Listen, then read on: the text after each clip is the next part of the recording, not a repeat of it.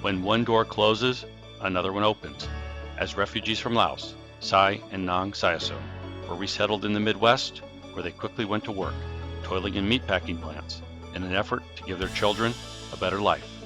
Jackie would take advantage of that opportunity and go on to be a college athlete. But just as Jackie's college soccer career was taking off, she was diagnosed with a blood disorder that abruptly ended her dream and sent her into depression. Jackie would battle back by finding ways to support the team from the sidelines, and a few years later would stumble onto a new sport, cornhole. After 5 months of training and competing in various tournaments, Jackie signed her first contract and realized her dream of becoming a pro athlete. Jackie now travels the country, competing in tournaments in front of fans on ESPN and NBC, but hasn't forgotten where she came from. She enjoys giving back to less fortunate people and animals of Laos, and is currently building a shelter for stray dogs and cats in her ancestral homeland. So, let's kick it off. Hey everybody, welcome to another episode of C4 Podcast, Southeast Asian Athlete Achievement Through Adversity. My name is Coach Andetka. If you haven't already, please like and share our page, Lao American Sports, and C4 Podcast on Facebook and IG. So I'm here with my co-host, John Messina, and we have a wonderful guest on today, and I'm going to have John go ahead and introduce our guest. Yeah, we're excited today. We have Jackie Sayasone, aka JSay, who is a professional cornhole player. I personally didn't know there was a professional league until recently, but I have played it many a time in the backyard, usually with too many beverages, but that's another story. So before we get into the interview, we wanted to give a quick shout out to our friends over at Lao Lessons. They've supported the Lao American Sports Hall of Fame and the C4 podcast from the beginning. So whether you're a beginner looking to learn Lao or someone who wants to take it to the next level, check out laolessons.com or follow Lao Lessons on Instagram. So with that, Jackie, tell us, before we even get into the interview, in case people don't know what cornhole is, tell us what exactly is cornhole. So cornhole is basically two boards with holes with a hole in it. Is a 2x4 board with 27 feet distance from front to front, and then basically you have a cornhole bag which is filled with plastic resin beads, and you just slide into the hole for 3 points or on the board for 1. So it's a pretty fun yard game. Anyone can play, anyone can win. It's a game anyone can pick up really at any age. Yeah, so for those of you from the West Coast, it used to be called bags or beanbag toss. Out here in the Midwest, it is more known as cornhole. I have family in Ohio, and I came out to visit them like maybe 20 years ago, and they said, "This is cornhole." I said, "No, it's bags." And anyway, but now most people know it as cornhole, and we're lucky to have Jackie, who's an ACL, American Cornhole League pro. So Jackie, before we get into more about your professional career, tell us a little bit about your family. Your family comes from Laos. You grew up in Nebraska, the Sioux City, Iowa area. Tell us how they got there, what you know about their background. So my parents were staying at a refugee camp in Nang Sayasone, Thailand. When a church from Des Moines, Iowa, had sponsored them to the States in 1982. My dad had like $2 in his pocket, packed my mom and my eldest sister, who just turned 1, in hopes of finding like a better future. My dad worked as a dishwasher and cook while my mom was a housekeeper, and they eventually settled in South City, Nebraska, where they were able to find higher paying jobs at a meat packing plant.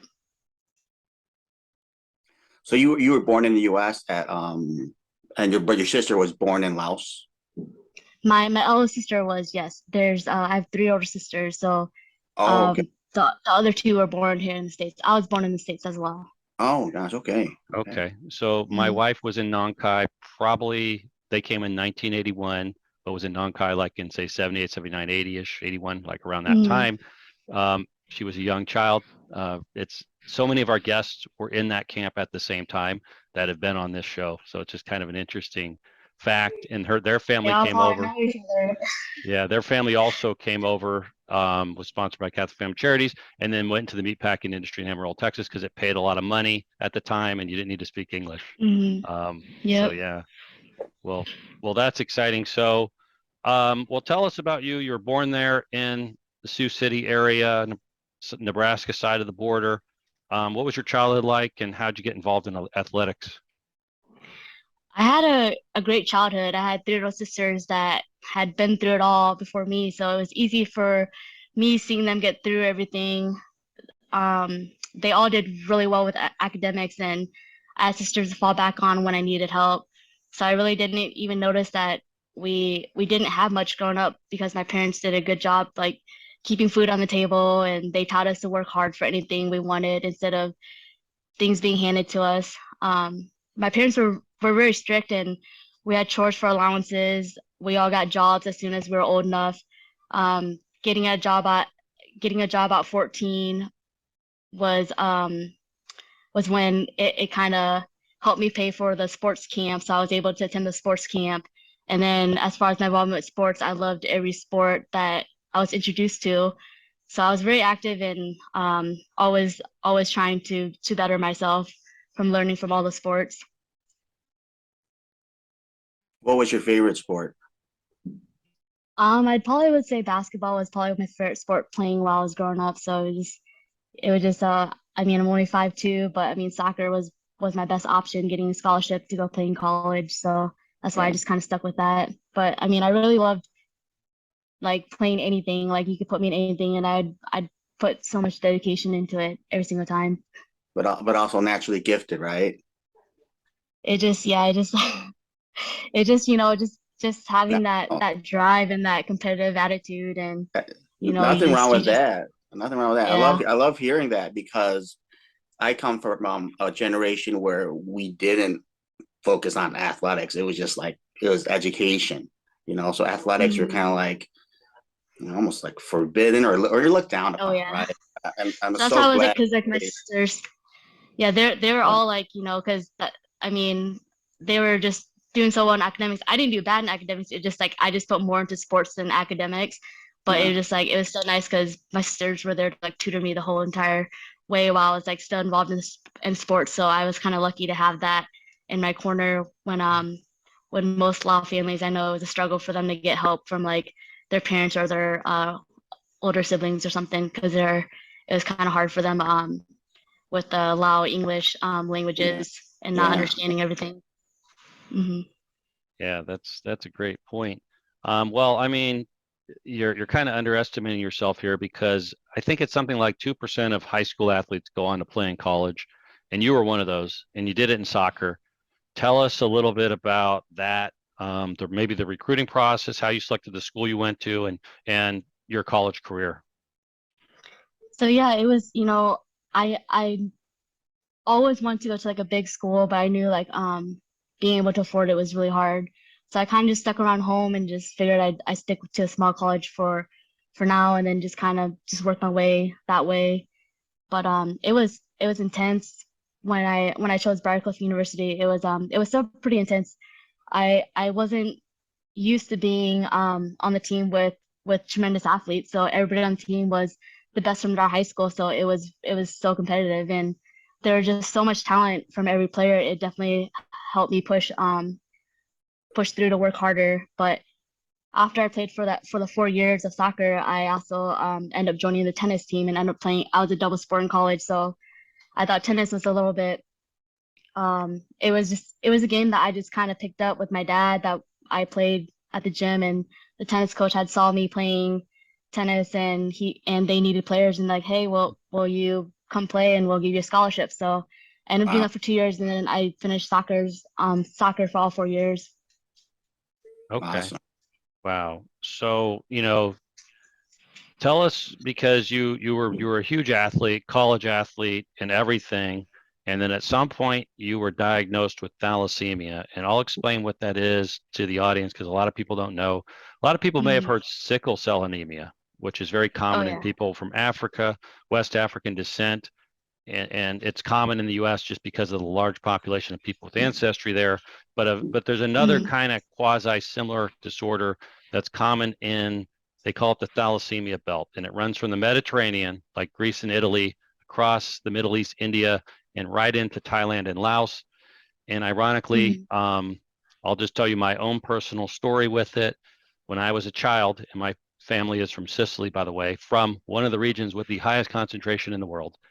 I had exhibited some symptoms as a young child, and this was back in the 80s. So they sent me, I was living in San Francisco, sent us down to Stanford University Medical Center, the biggest, best, most sophisticated place in the Bay Area. And fortunately, I only had the minor version, which means I could pretty much lead an active life. But they told my parents there's a chance I'll never be able to play sports. But I had the minor version, and as I got older, I did a little research on it, and I found out there's two very high concentrations. One in Sicily, where my family's from, and one in northeast Thailand and Laos, where my wife happens to be from, and where Jayce traces her ancestry. So, Jayce, tell us how that upended your athletic career. Well, I thought I was out of shape, honestly. We had 2 to 3 practices a day. But it wasn't. I wasn't used to being the last one to finish my drills, and so I felt like I was out of shape. It was hard for me to breathe, and I was getting a lot of chest pains. I thought I was out of shape, so I would go to the gym after practice, after practicing 3 times a day, and I would go to the gym, practice, work out more. Then one day, I started getting really bad chest pains, and it was really hard for me to breathe. And so I was actually diagnosed with E-beta thalassemia, which is one of the worst kinds of thalassemia. That was my freshman year of college. So they told me I need to take it easy or my organs would fail because it wasn't getting enough oxygen that it needed to my organs. So after finding that out, I thought my dreams of being a pro athlete was done for sure. I finally accepted that I would no longer be able to push my body. So I just accepted it, and I just tried to stay active as much as I could, just because that's just how my whole lifestyle was growing up, with just playing sports and everything, and it was just kind of hard, like taking that all away after finding that out. So yeah, it was really difficult to find that out. Tell us a little bit more about, like, again, the podcast focuses on adversity, right? So, what were you going through, like, mentally? I mean, like you said, you had to accept that, that you had to, like, back away. Like, how did you deal with it? What type of support? Support. You obviously probably got support from your family, but how did you, yourself deal with it? Yeah, I actually went through a whole phase of depression during college because of that. So it was just hard being on the sidelines, but I was just like, hey, I was cheering everybody on, just like, trying to, hey, like when they were complaining about practice, I'm like, I wish I was out there. I wish I was able to run just like you guys and stuff. But having to put limits on my playing time and at practice, it was just difficult I felt like I wasn't working as hard, but my body was overworking already. So everything was just mentally draining, but it was just it made me thankful that I was still able to do some of the things, and still able to run on the field and pick up tennis halfway of college and play that, because it was less endurance, but it was definitely still a challenge and everything. But I finally came to accept it, and I just, it wasn't for me, it wasn't meant to be. So that's what I was thinking the whole time, but I just came to accept it and overcame it. But I was still had pretty good sportsmanship for everybody and just cheered them on the whole way. That's an amazing attitude, especially having. I know when I got into my depression, I just kind of went into a deep hole, and it got very dark and got very lonely. And they say sometimes the best attitude is gratitude. So you just being thankful that you can cheer on your teammates and being out there, that is probably one of the avenues to go about, versus like with me, I went into like a dark hole, and and I know it was hard, very hard to get out for. And again, my generation, everybody being older, like, we don't do well with depression. Like it's not even talked about, right? There's no such thing as depression. You just, like, it's all in your mind, which it is all in your mind. So yeah. I commend you for, like, going through what you did and getting out on the other end, so that's great. That's great to hear. Yeah, I mean, yeah, it was kind of nice just to use, like, like, because I still saw things that a lot of players didn't see. So it was just kind of like a more of a coaching standpoint versus playing. So it was just kind of nice, like, hey, like do this, do that, or just yelling at them. So it just kind of it was nice. I mean, I end up I never thought that I would coach, but then I ended up being a sports performance coach. But I just loved it, just specializing workouts for players and helping them overcome their injuries and the rehab that they had to do with their ACL tears or MCL tears and stuff. And it was just that's how I found the love for the game. Still, was just still sticking around and just helping out in a different way, even though I couldn't contribute in a game. Yeah.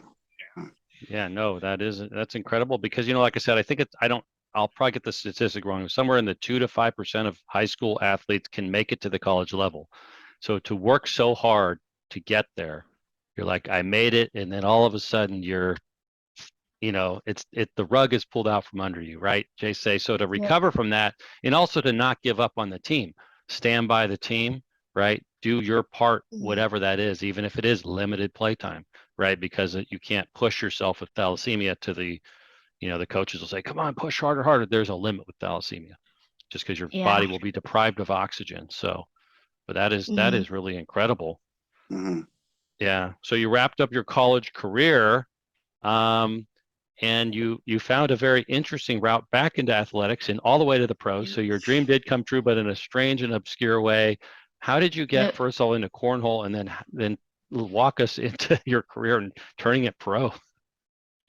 So I was actually like an active sand volleyball player. I played in competitive leagues 2 to 4 times a week, and I couldn't get enough of it. It was a guy on my team that just randomly asked me. He's like, "Hey, you want to play in this cornhole league?" And I was like, "Yeah, sure, I'll play with you." And so the first week we got there, we were playing, and we just got our butts whooped. It was bad, and I noticed everyone had their a spin to their bag, and we're just like bunching up the bags and just throwing it, and it just wasn't staying on the board, and everybody was just like, nice spin, just staying on the board and everything. And I was just like, I hated sucking, and I saw people bring their own bags, and I was actually making fun of them. I was like, they brought their own bags, and I was like, how much do you buy those bags for? And I would just giggle, on the side and stuff, and then so I just hated sucking so bad that I ended up buying my own set of bags. And so for a week straight,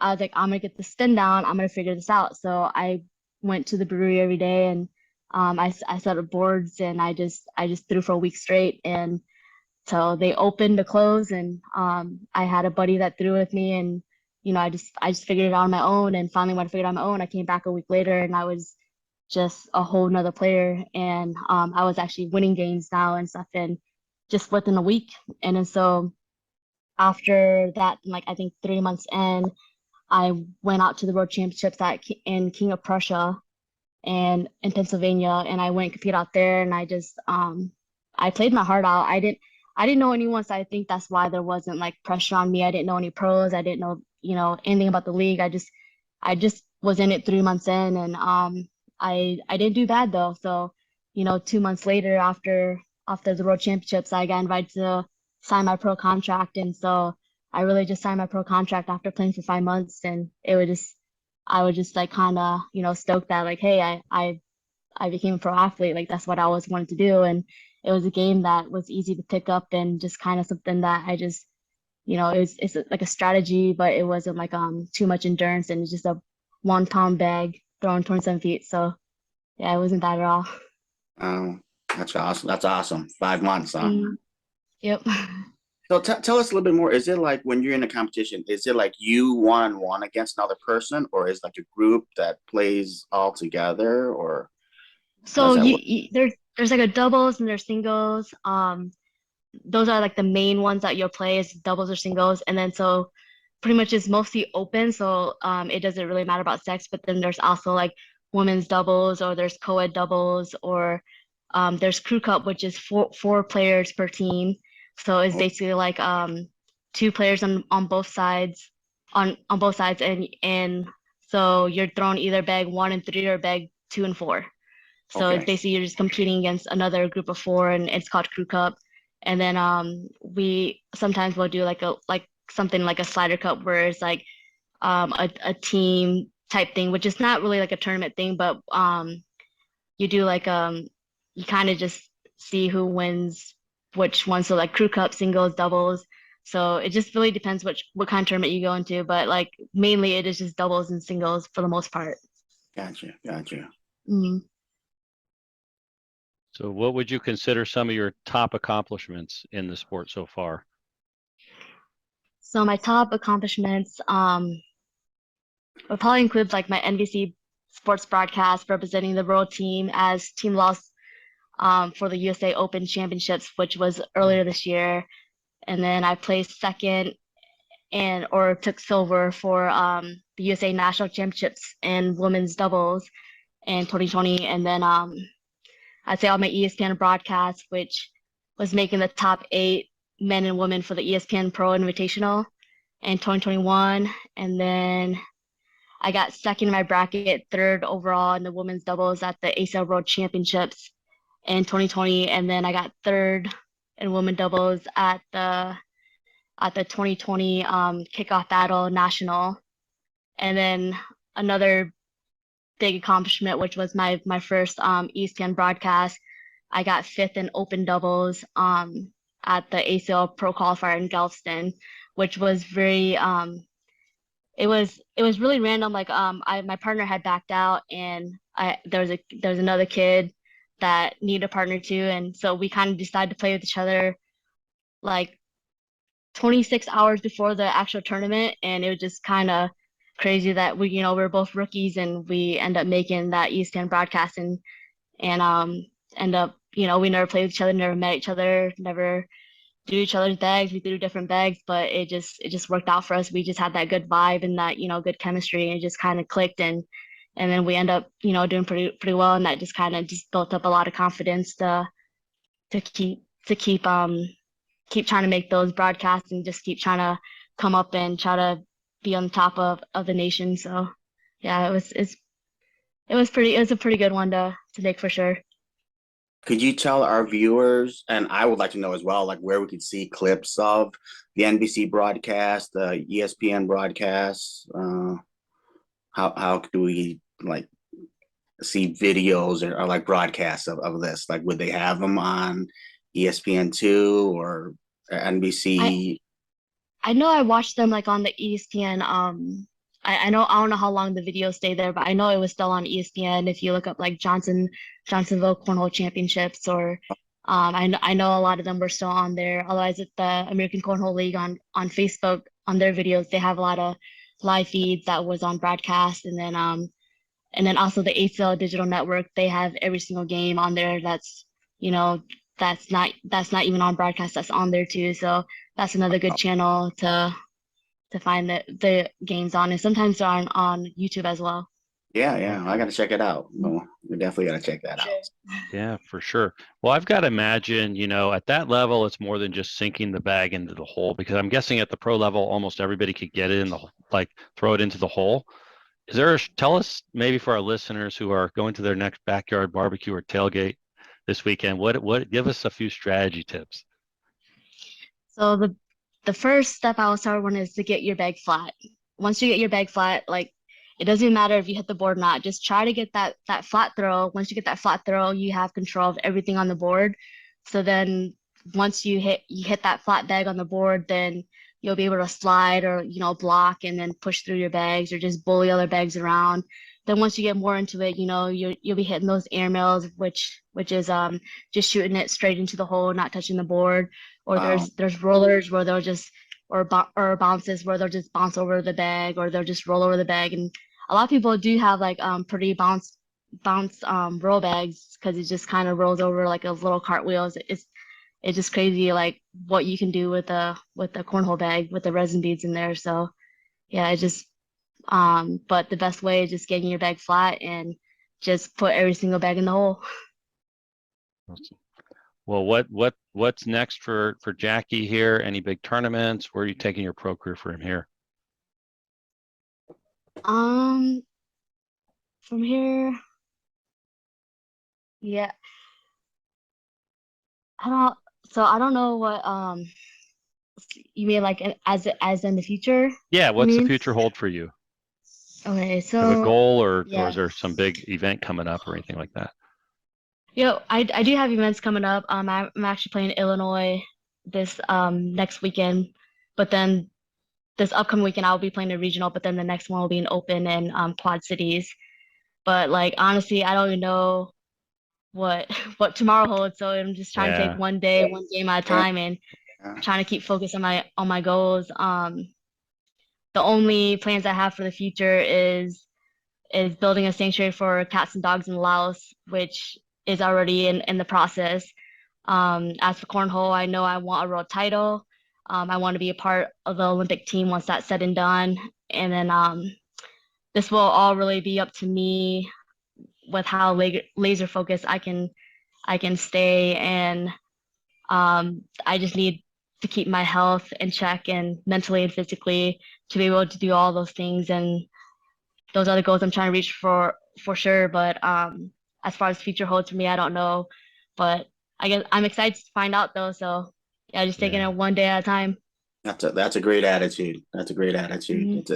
It's simple, right? Sometimes you start thinking 5 years away or 10 years away, and then you lose sight of where you're at, and you don't enjoy it or you take it for granted. well, we would But Yeah, love like to I had hear. no idea Yeah, this was in my back, like I had no idea I was ever gonna be a cornhole player. Like I said, I walked into the game, I was laughing at other players that brought in their own bags, and now that's me. That's me. yeah. I'm bringing my own bags to tournaments and stuff, and One so minute just you're playing college soccer, 1 minute the next you're a cornhole pro. I mean, it's yeah, not what everybody thinks is going to happen. Well, I'd love to hear a little bit about the shelter in Laos that you're sponsoring or supporting. Mhm. So I just right before COVID started, I actually got land in Kintao, which is like right along the Mekong River, between Thailand and Laos. So I just got land out there, and I got like electricity poles up so far. But since COVID, we weren't able to go back to Laos till just a few months ago.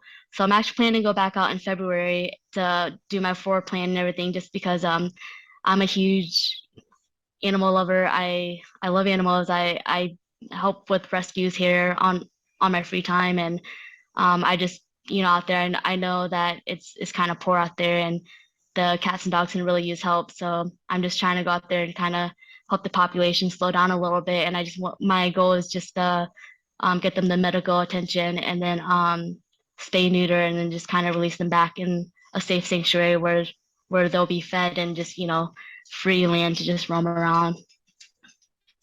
we've Yeah, been hearing that a lot amongst like the Hall of Famers and some of our guests on the podcast about going back to Laos, just giving back, because Mm. we are given an opportunity that they weren't given. Like Yeah, we given the opportunity to succeed, and I'm like nothing, nothing better than going back and like just giving back, right? Sometimes better than mm, giving is better than receiving, right? Sounds like a cliche, but in a way it is. it's a good feeling. Yeah. Yeah, yeah, I mean, even just going to the schools, like just having like a bag of candy where I just passed out to yeah. all the kids, it was just that feeling, they're so ecstatic and stoked for it. It's just crazy. Yeah. Like, you're taking so many things for granted here. So I love going back home, like, back to Laos, and um, giving back to everybody, and just kind of just sharing everything what I accomplished, and just hopefully bring cornhole for the kids and everyone there just to start playing. So that's what my goal is, just to start that sanctuary and get cornhole out there, and still represent Laos and the world team, and but still play for USA at the same time. So it's kind yeah, of nice I'm able to represent both. yeah. That's I'm great. I'm gonna I'm gonna have to stay in touch with you and like get like when the best time to go to Laos and like when airfares are like dropping, so I'd Oh, like to it's go it's back pretty good there. right now. You should go back in February. That's when yeah, because I mean tickets are pretty good right now, and that's why we plan to go back in February for sure.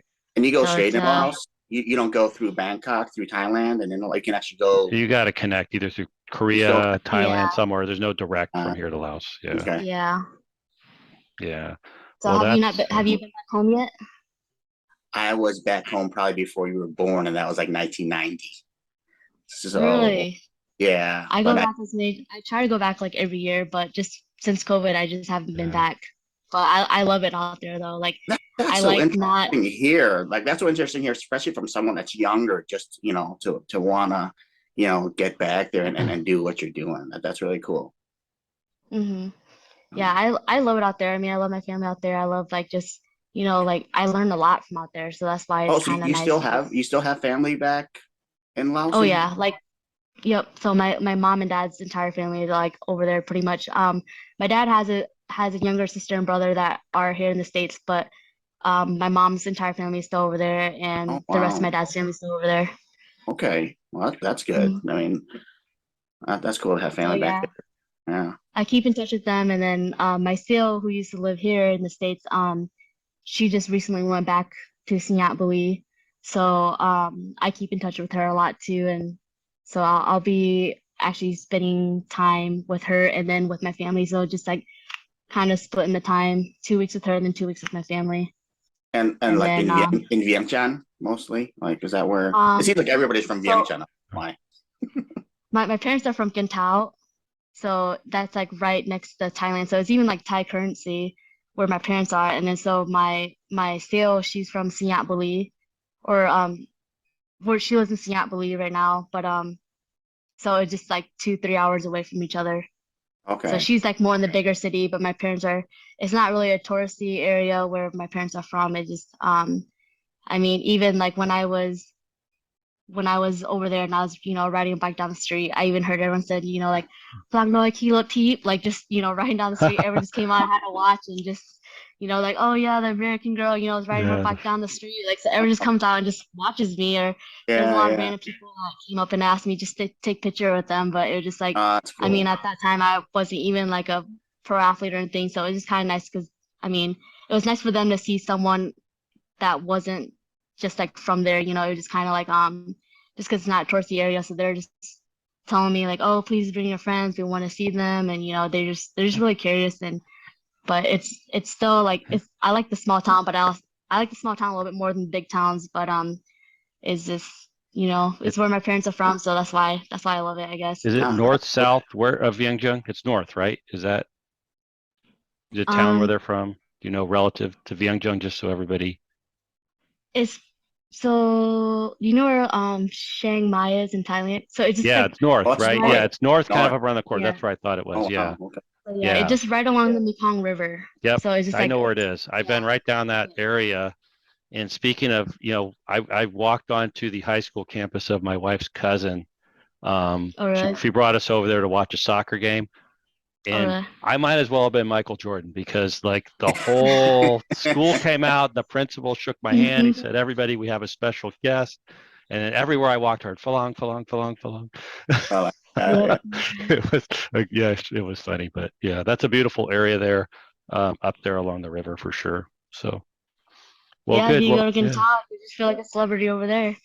yeah, yep, for sure. Everybody coming out, just taking pictures with you, just because they just don't get to see it that often. So it just, yeah, it's not as developed as like Vientiane or like Sinyat, but it's still very it's still very open fire and all that stuff over there right now too.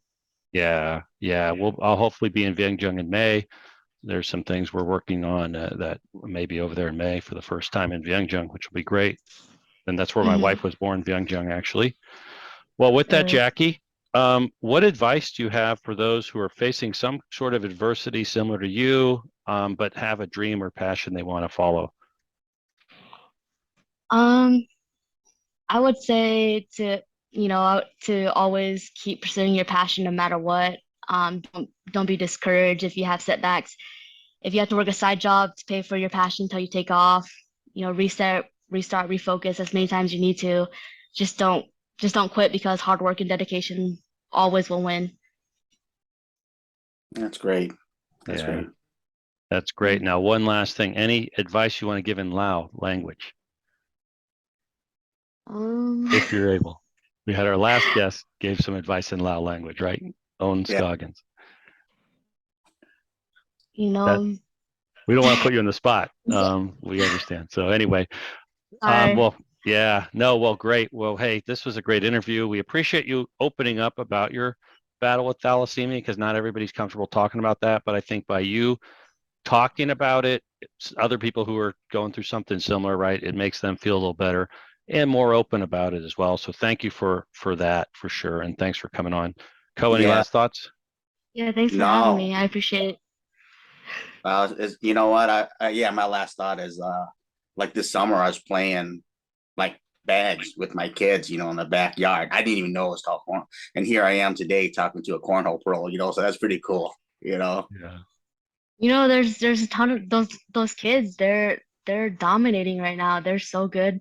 It's the sport's changing so fast. So many different bag companies now. Like these little kids, like young kids, like 10-year-olds, and they're actually dominating the courts right now. They're just they don't have no worries, no bills, nothing, and there's great opportunities for the kids to even play in the sport because they can win scholarships and everything. And you don't have to play in college, but you can play for a college scholarship. And it's just kind of it's kind of something to keep them out of trouble too. And it's an addicting game, so it's good for all ages. And watching all the kids come up is making this sport a lot harder to stay on the pro roster for sure. Yeah, for sure. And just for everybody, follow Jackie on Instagram, right? Jackie Sayasone on there, Jackie Sayasone Cornhole ACL Pro, I believe, on Facebook. Give her a follow. And if you have a company or anything like that, and you're looking to sponsor a pro athlete, Jackie is certainly interested in hearing from you folks. Yep, for sure. We got a new season going, so I just looking for 4 more on my jersey. And yeah, if you're looking to sponsor, just hit me up. She's got space on the jersey, everybody. All right. Thanks, Jackie, so much. Thank you. All right, everybody. So this wraps up another episode of C4 Podcast. Again, please like and share and follow us. And, John, you got any last words for our guests? That's it. Appreciate it, Jackie. Have a good night. All right. You too. Bye. The C4 Podcast is brought to you by the Lao American Sports Hall of Fame. Visit us on the web at laoamericansports.com, celebrating the first, inspiring the next.